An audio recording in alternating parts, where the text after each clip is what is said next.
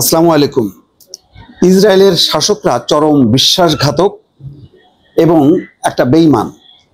বলবো এই কারণে যে এত ক্ষয়ক্ষতি হলো ইরানের ইসরায়েলের হামলায় এবং মার্কিন যুক্তরাষ্ট্রের হামলায়।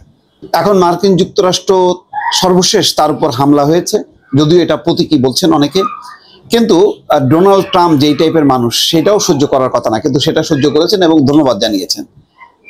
এবং তাই না, যখন নাকি আজকে ইসরায়েলের প্রতিরক্ষা মন্ত্রী সহ আরো একজন মন্ত্রী বলেছে যে যুদ্ধভঙ্গ করেছে ইরান, আমরা তেহরান কাঁপিয়ে ফেলবো, তখন ডোনাল্ড ট্রাম্প পোস্টে লিখেছেন যে তোমরা বোমা ফেলো না, পাইলটদেরকে ঘরে ফিরতে বলো।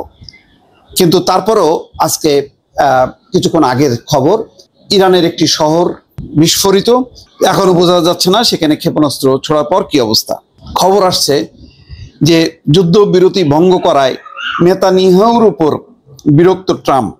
এরকম বিরক্ত তাদের এই ধরনের অভিনয় বহু দেখেছে জাতি। আসলে শেষ পর্যন্ত ঘুরে ফিরে ইসরায়েলের বাইরে আমেরিকা চিন্তা করে না। আচ্ছা, ইসরায়েল বলছে ট্রাম্পের সঙ্গে ফোন আলাপের পর নতুন হামলা থেকে বিরত নেতানিয়াহু। তাহলে আবার ট্রাম্প বলছে ইরানের সরকার উৎখাতে আগ্রহ নেই, ট্রাম্প বলছেন। কিন্তু এই ঘটনা কিভাবে ঘটলো? ইরানের বাবুলশার শহরের কাছে বিস্ফোরণের শব্দ, তাহলে কি কথা রাখলো? কথা তো রাখলো না। তো এখানে দেখি কি বলছেন। ইরানে হামলা চালিয়ে ইসরায়েল যুদ্ধবিরতি লঙ্ঘন করায় মার্কিন প্রেসিডেন্ট ডোনাল্ড ট্রাম্প ইসরায়েলি প্রধানমন্ত্রী বেনিয়ামিন নেতানিয়াহুর উপর অত্যন্ত বিরক্ত। সম্ভবত তিনি মনে করছেন নেতানিয়াহু বিশ্বাস ভঙ্গ করছেন। কাতার ভিত্তিক সংবাদ মাধ্যম আল জাজিরার যুক্তরাষ্ট্র প্রতিনিধি ফিল লাভেল এই কথা বলেছেন। ইউরোপের ন্যাটো সম্মেলনে যোগ দিতে রওনা হওয়ার আগে সাংবাদিকদের সঙ্গে আলাপকালে ট্রাম্প জানান যুদ্ধবিরতির শর্ত ঘোষণার কয়েক ঘন্টার মধ্যেই তা লঙ্ঘন করায় তিনি ইসরায়েল ও ইরান দুই পক্ষের প্রতি ক্ষুব্ধ।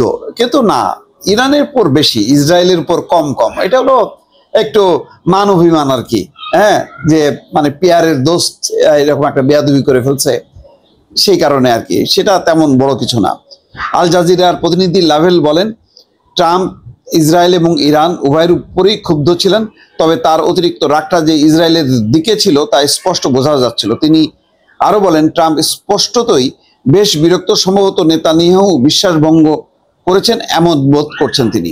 যুদ্ধবিরতির জন্য নেতানিয়াহুর সমর্থন পেতে ট্রাম্প সোমবার তার সঙ্গে ফোনে কথা বলেন। এরপর ইরানের সমর্থন পেতে কাতারের সহযোগিতা নেন তিনি।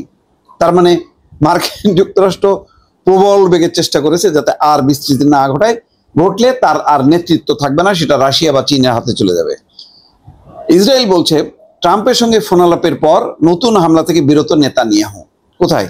ইরানের রাজধানী তেহরানে সর্বশেষ চালানো হামলা নিয়ে বিবৃতি দিয়েছে ইসরায়েলের প্রধানমন্ত্রী বেনিয়ামিন নেতানিয়াহুর দপ্তর।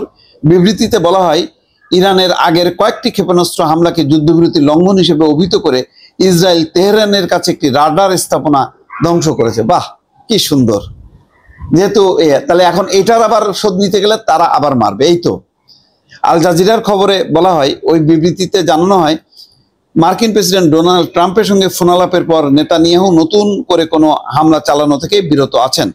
বিবৃতিতে বলা হয় ফোনালাপে প্রেসিডেন্ট ট্রাম্প ইসরায়েলকে গভীর কৃতজ্ঞতা জানান এবং বলেন দেশটি যুদ্ধের সব লক্ষ্য পূরণ করেছে, তিনি যুদ্ধবিরতির স্থায়িত্ব নিয়েও আত্মবিশ্বাসী।